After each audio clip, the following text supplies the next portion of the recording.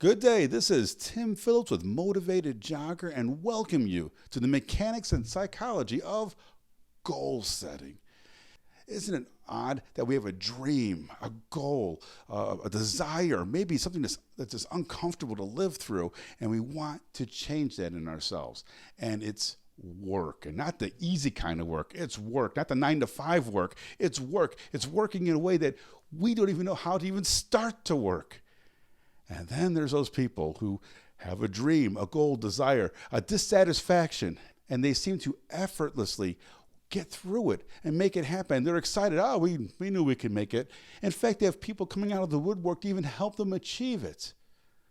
Well, that is what we're going to explore in our series, The Goal Getter, a complete guide to limitless living.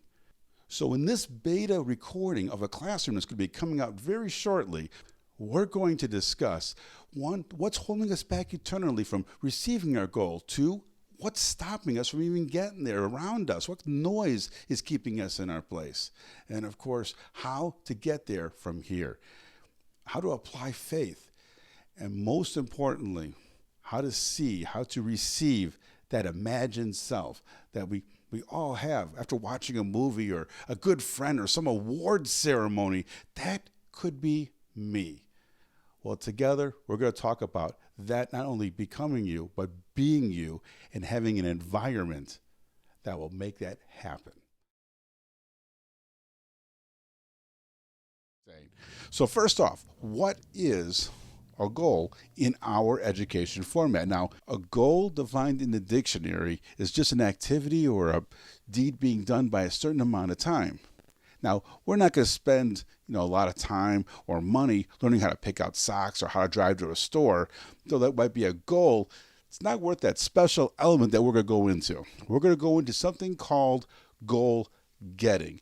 The concept of a goal getter is a lifestyle of people around you, your internal mechanisms, to reach those wants, needs, desires, or dissatisfactions in your life, to actually grow as a character, to be a citizen, to be that 3 to 5% of people out there that are accomplishing things, that do surround themselves and have the skill to pick people to be part of their lives. In the meantime, we got to work our way into that. The first part is to actually, have a goal. The way I describe it is have an imagined you. There's a want, a need, a desire, something that is already in you that you want to become or grow into. That would be your imagined you. This person does not exist. It's a conversation or I will or I'm gonna or something's holding me back. But this imagined you does exist, and it's very important to, write it out. Not only write it out, but put as much detail behind it as you can. Sometimes this takes a week of 15-minute little time bits to look at it and rearrange it and make it all happen. But every time you sit down and look at the goal that you're working on, it'll get a little more clearer. For example, I want to save money. I wrote it down. I want to save money. Now let's get it more defined. I want to save $15,000. I want to save $15,000 to buy a car. Okay, fantastic. We're going to buy a car. Is it going to be new? No, it's going to be used. So we're going to even further define it. I'm going to save $15,000 to buy a used car that is a minivan. I'm going to save $15,000 to buy a minivan. Well, why are you going to buy a minivan? I want to save $15,000 so I could take family vacations in my minivan without incurring extra expenses and have more freedom and control over how we go and get there and what we bring. See, every time I'm sitting down, I'm defining it more and more and more, making it more detailed. This will work with education. I want good grades. What does that mean? Well, I want good grades in Spanish and in English. I'm not good at languages, et cetera, et cetera. I want to get a promotion at work.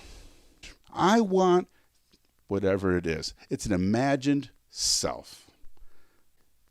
Now that we're using goal-getting vocabulary, let's plug this imagined self into a treasure chest metaphor. That imagined self is now inside a treasure chest.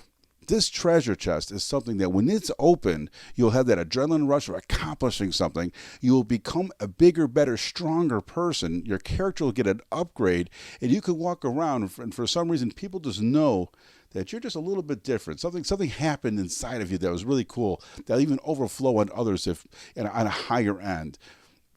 And that is all locked into a treasure chest. Now, you are given a key, and this key is meant for that chest. Now, you're going to try and turn the lock to open up it, and you find out the key does not fit. What would you do? Well, some people, most people, well, the key didn't work out. Maybe it wasn't for me. Maybe it's a pie in the sky. But to a few people, realize that a key can be shaped. With effort, it could be sanded, it could be filed, it could be pounded, rubbed, whatever. And eventually, through skill, through counseling, through talking, through reading, you can make that key fit that treasure chest. And when the time is right, and not a moment before, you could turn it. Your effort will turn that key, and boom, you will own that treasure. And you can never, just like a genie in a bottle, put that treasure back into the chest. You own it. But if you actually open that chest with effort, that will not be forgotten. There are two things holding us in our place from achieving that goal. The first one is what we'll call a comfort zone. Now, a comfort zone is simply just a collection of patterns that makes us feel comfortable. We're very happy here. It's very normal to us. With that being understood, a comfort zone will be different for every person. Everyone has their own likes, dislikes, wants, desires, way they brush their teeth, the way they golf, the way they drive.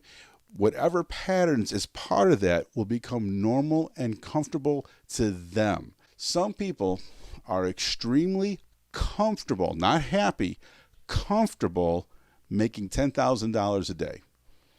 It's just part of everything, Yep, made $10,000 today, time to go home. All right? Now, if by chance they made only $9,500 that day, they might not even recognize it in their head, but they kind of look, I don't feel completely right. I'm not quite sure what's going on. And they'll be irritable, maybe even kind of grouchy. And some people are comfortable being abused every day. They may not see themselves as, worthy of much. I didn't get yelled at today. And that pattern of being yelled at is very normal, very comfortable to say it. And if they don't get yelled at that day, they might do something to get that comfortable, that normal pattern into their lives. You can catch stories of like foster kids who really, some of them really have some rough upbringings, and they come into a house where they really want to try and make a difference, and they love and they really help this kid out as best they can. And they come home and the sofa was set on fire. And they ask the kid, why did you do it? And he don't know. Possibly part of it is that he's being treated so well that it's different and it's uncomfortable to feel that much love. I am not something worthy of love. It's not part of my patterns. Now, this will put everyone back into the pattern I'm used to. Once again, comfort zone is just where we are at. A little exercise I do with a group is to kind of, let's see what the comfort zone looks like right face to face, right this second. And one example we do is we sit, we just fold our arms, whatever comes natural to us. My left hand is over my right, and some people, the right hand's over their left. And they go ahead and do that, and you sit, and it just seems kind of normal. It's a normal pattern I'm used to. But for some people, when you switch it, put the right on top or the left on top, whatever's opposite what you're doing, you kind of feel that, that's a little, that emotional uneasiness, which is very natural. It's saying, hey, this is a pattern that's not recognizable. Now, I've been doing this for some time, and actually both sides are comfortable to me. But for others, they will feel their face contorting, or it's hard to keep track of things. It's refiguring a new pattern or introducing a new pattern. Well, that's our comfort zone. And in nature, it's really designed to protect us.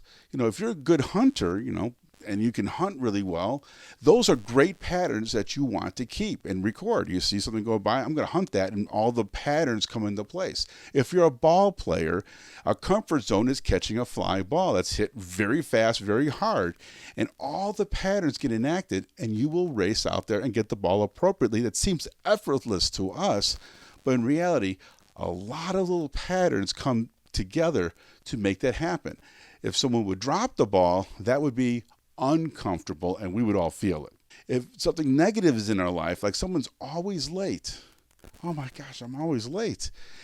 Put them in a situation where they'll be early, like daylight savings time. I don't know, something happens. They will sabotage it because being early is not part of their patterns. They'll pick up a junk drawer. They'll get gas on a full tank. They'll do something that kind of hold it back. Maybe a phone call or check email an extra long time until they get back to, oh, I'm going to be late. I have a great video called Patterns that really goes into a little bit more detail on comfort zone and how we live by them and how they can be recognized and maybe even how you can even change them on this channel. Link below, all that great stuff. That's our comfort zone, and that's a force that we impose on ourselves.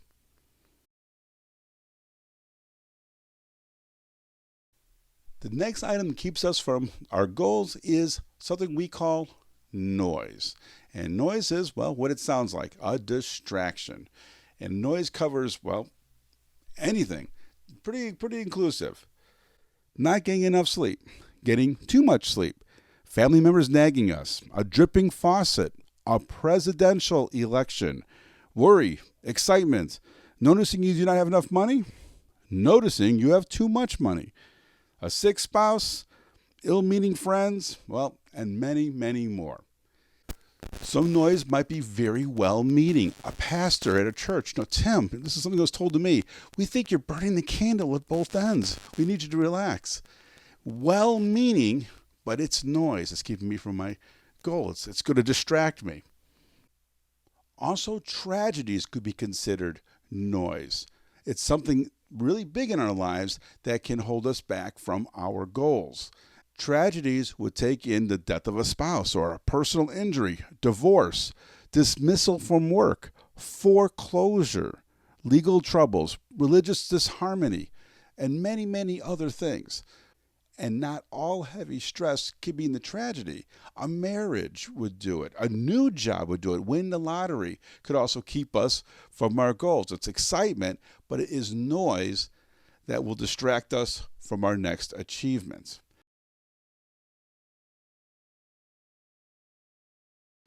Now, noise is there for a particular reason. If you remember, I talk about a key that's got to be shaped. How do I know what to shape it? Noise is our guide to know what shape to make the key, because that's the real big pusher. But the cool thing about noise, this is really cool, is it can be over time reversed to help us hit our goals.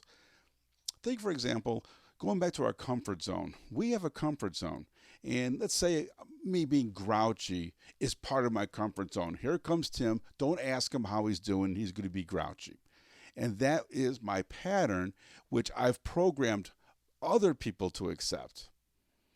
A true story for me that it was, I just started a new job and I was working nights. At the same time, I was playing music at the worship team. And I would come in for practice, all just way down and someone said, Tim, are you okay? I go, yeah, I worked every night this week. I'm really tired. And it went on for a few weeks. And one time I got used to it. I wasn't that tired, but I showed up for practice and my environment, I programmed my own noise. And they're like, wow, Tim, you must be tired. You worked all week. And now they're programming me. And I was able to turn that around by reversing the program. I come in on Saturday morning. Tim, you must be tired. You worked all week. I go, nope, fired up and focused. Whether I was fired up and focused no matter what. And within a few weeks, Tim, you look fired up and focused. Now, I might not have been, but then now my environment is encouraging me. My keys are easier to shape. I'm working on a hard piece of music. Tim, you look fired up and focused. You're really good at getting that piece done. Now my key's easier to shape. I still got to do the work, but now I got people that are not going to distract me from that. My noise now becomes a helper, a recognizer of what needs to be shaped and how to shape it.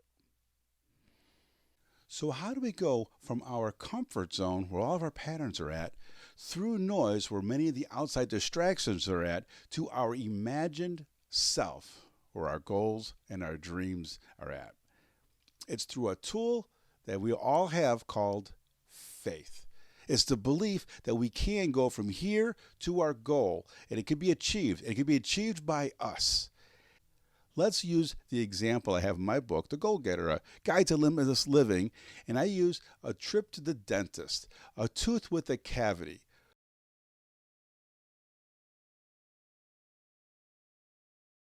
I have a cavity in my tooth, and this cavity is preventing me from enjoying the real cool things in life, such as the cool things in life. Iced tea is kind of forbidden. Hot tea is kind of forbidden. In fact, the greater majority of the menu at Starbucks is out of question. I must enjoy my life in a limited capacity, adjust things. But let's go to that dentist. The dentist is going to look at that cavity. He's going to drill it. He's going to clean it. He's going to put a better material in it and send me on my way because I want to go and drink that daiquiri or drink some hot tea or just enjoy some real good meals out there. But when I get to the dentist, I say, make this all happen for me, but hold the anesthetic. What kind of visit would that be? That would be a very unpleasant visit. In fact, so much so, many of us wouldn't even go through that process. But that is exactly what we do when we get a mountainous size of courage and self-determination and reach for a goal. And all we're doing is trying to change the person, change the comfort zone, change the noise without any anesthetic. But we do. We have a very, very great source of anesthetic, of Novocaine, the best in the world, and that is called faith. And we're going to apply this faith. Faith is literally that imagined self, the person who can hold on to that goal, to have that straight A, that perfect marriage, to get to work on time or 15 minutes early. That's what faith is. Not only am I going to achieve that goal, I am worthy of it. That's what will be in your mind as you're applying yourself. Now let's look at the same scenario. I need to get my cavity filled. And I go to the dentist and I take his advice and we're going to make this procedure happen on this day and this is what we're going to do. And I say, fantastic. I believe that you can make that happen. And then he applies the Novocaine. Now, with the proper amount of faith, you can do a tooth, you can do a set of bone, you can have open heart surgery with the right amount of faith, with the belief that the imagined you is worthy to come out.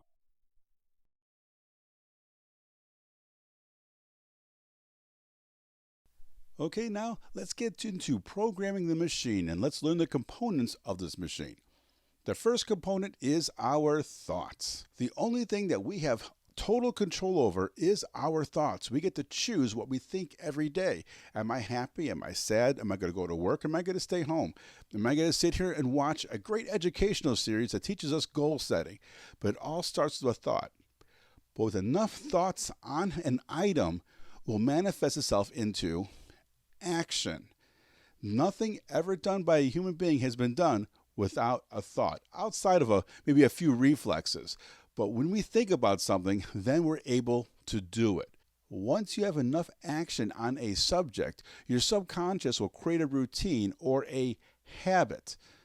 And this is really cool because once you have a collection of habits, you now just activate the habit to make something happen. You're going to brush your teeth, you're going to activate the habit to get the toothpaste on the toothbrush, bring it to your face, and, well, brush away. Without those routines, you would have to physically think about picking up the toothpaste, getting a toothbrush. Which hand are you going to choose to do it with? And which motion? What's 90 degrees? What's 180 degrees? Et cetera, et cetera. It gets really messy without all those actions being set to a habit. Now I can call upon those routines. How do I get a cookie? How do I drive a car? How do I use my iPhone? How do I use my computer? All those routines are programmed into our subconscious by habits. Great place to be if they are good habits. Not so good if they're negative habits. If I'm addicted to smoking, now my actions program my habits to open up a pack without even looking at it. When we have enough actions on an item, we now have a character, a predictable person that can walk around. A character is what other people recognize. Someone who's already a great goal getter will get much more opportunities. Let's call on Bob or Susan. She knows how to get things done, and she has a team of people to make things happen. Your character now speaks before you. And unfortunately, the converse is true too. Don't call on him, it just won't get done. That person always whines. "Ah, I can't believe George always makes me depressed." And that character is part of the habits they call upon, maybe to communicate in an off way. When you're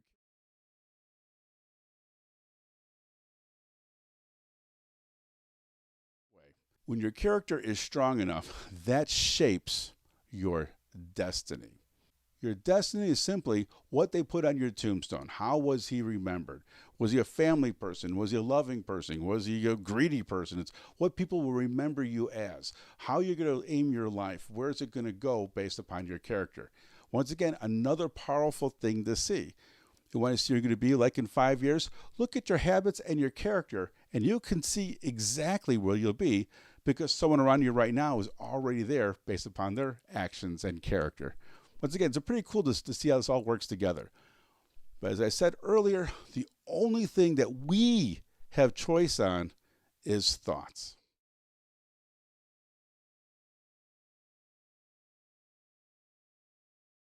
Let me say that again. The only thing we have control over are thoughts. And for people just tuning in midway, we only have control over our thoughts. And I can get the emails and texts now and well, Tim, and all these examples. And let me try and cover some of them in this little short engagement. Let's take, for example, if someone attractive walks by me right now, someone that I find attractive, I will have a reflective glance. Don't have a choice in that. Oh, something went by, I'm gathering data. Then that's exactly what's happening. In a split second, you're gathering data. The data goes to my subconscious and into my values, and we find out, is it something I want to keep looking at or move away? As we get more data, do I even recognize this person? And if I do, maybe I want to say hi. If I don't recognize this person, maybe I could be creepy and I'll continue to stare in a rude way. Either way, all this data gets presented back to me. And now the second thought I have is my choice. And if I choose to look away, all those habits will come into play to make that happen. If I choose to stare, all those habits. Okay? And that's where we have our choice. A quick recap of how the mind sees a simple choice. So here's the simple process of a choice. I may see something that is attractive to me. So the conscious immediately gathers the data of what this person looks like, what they sound like, smell like, feel like, look like, any emotions that might be around the area. Maybe I saw this person in a movie theater or a music setting or a car accident. Whatever it is, we're gathering data. That data is then submitted into the subconscious. The subconscious also gathers information from the unconscious on the subject. Our unconscious stores our values, our ethics, related data to the subject at hand. Once again, if it's a neighbor or a friend or a colleague or someone that we probably don't even enjoy being around, it'll gather all the data and then compile it. Once the subconscious is satisfied in the data gathered from both the conscious and the unconscious, it gets compiled into some simple information with an emotional rating. The emotion could be I'm very excited. It could be I'm very scared. I'm very happy, and any other part of the spectrum. The subconscious then returns the formatted data to the conscious, and then finally, after all that process, we are able to make a decision to make a second look or not. It's important to know that all thoughts submitted to the subconscious have equal value. The only thing that differentiates them is the emotion attached. So a happy thought and a afraid thought actually carry the same weight when submitted. Real and imagined carry the same weight when thought about. If you see a movie and it's just an emotional movie and you're brought into it and tears start streaming down your face, that is an example of the thoughts being absorbed into the subconscious and you're acting on them. Like, gosh, that was sad. Or something inspirational and you're excited and you're rooting for the hero and you have the same adrenaline running through your veins as the hero might have on the screen. A common mistake that we make while working on a goal is we go after the habits without creating a foundation of thoughts. Let's say I'm trying to lose weight and I start just working on habits left and right. I'm going to change the way I work out, what I eat, when I go to bed, and I add all these habits into my life. How well do you think I will succeed? And as we previously looked at, we have thoughts lead to actions, and actions lead to your habits. And the one thing we have control over are our thoughts. So we're going to create a foundation of thoughts, and we're going to spend our time on that. If I am not happy at my weight loss progression, yes, focus on habits, but let's steer our thoughts to get our actions to create those habits. And let's try a little bit here. There are 3 items that I talk about in my book to create this foundation of thoughts. One is what we listen to. What sounds do we have around us? What music influences us? Number 2, association. What kind of people do we surround ourselves with, that we take advice of, that we cherish their information and their opinions? And what people do we abhor? This association is important for what kind of thoughts we harness. And last, and definitely not least, reading. I chose to go really heavy on reading as a topic in my book. I dedicated a whole chapter to it because I believe that reading is the number one way to change thoughts in your head, to create that foundation, to help focus you. Because reading not only gives you the information of biographies or see how someone did it or even see the emotions, but more importantly, it allows you to have a conversation. A medium such as this is mostly one way, but when you have a book in front of you, you are either agreeing, reflecting, or disagreeing with the author.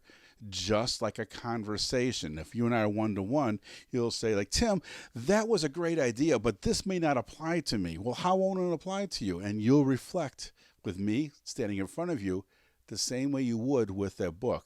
That conversation adds that emotional factor, that personalization, and the foundation of thoughts you create from a book is stupendous.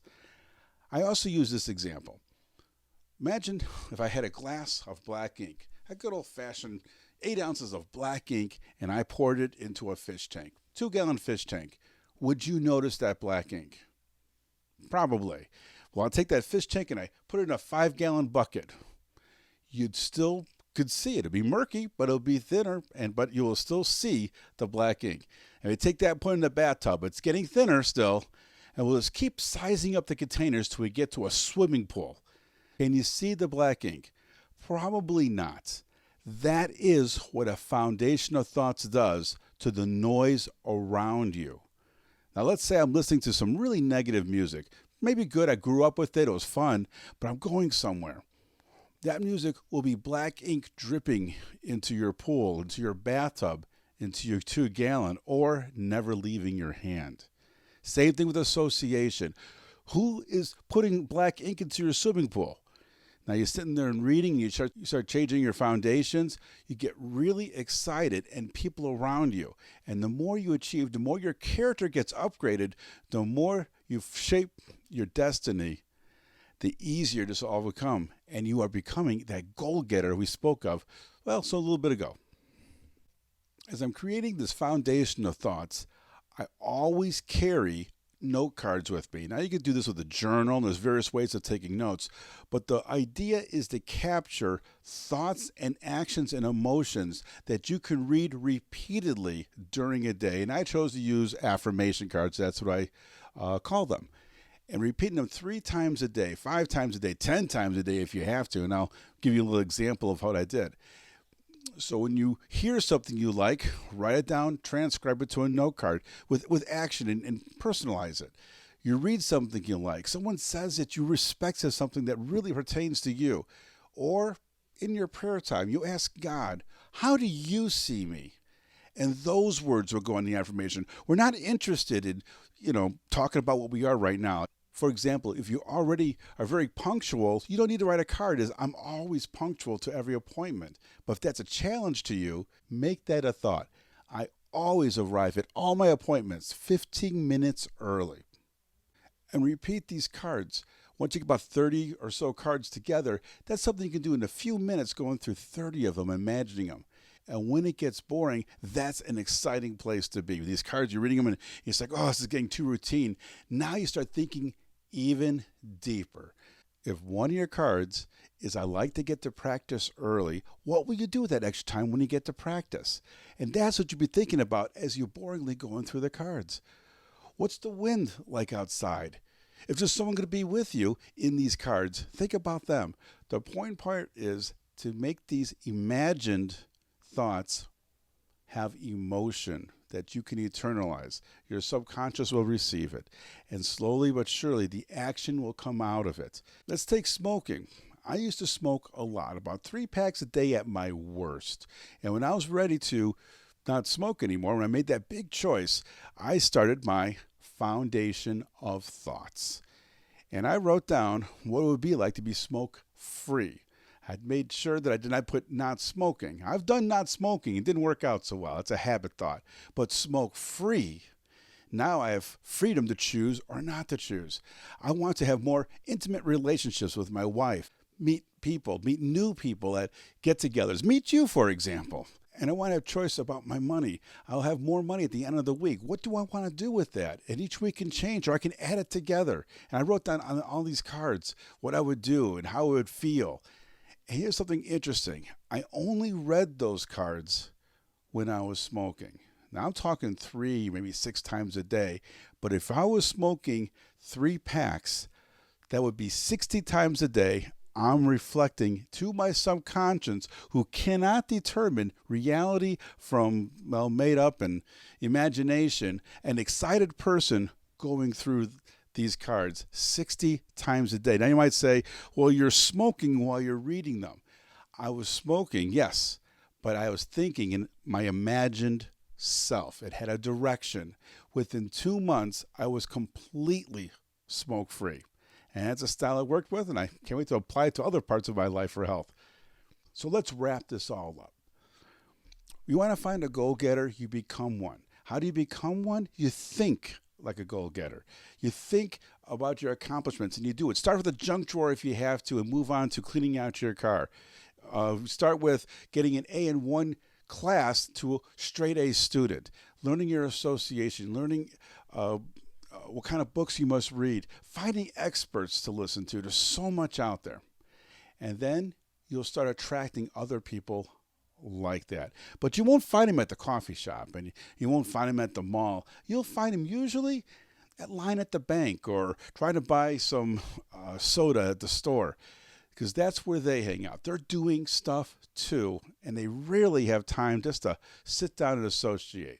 When we get to rolling this out into a full-fledged class, you'll see everything from how to program your imagination, how to utilize your comfort zone, how to utilize other people's comfort zone.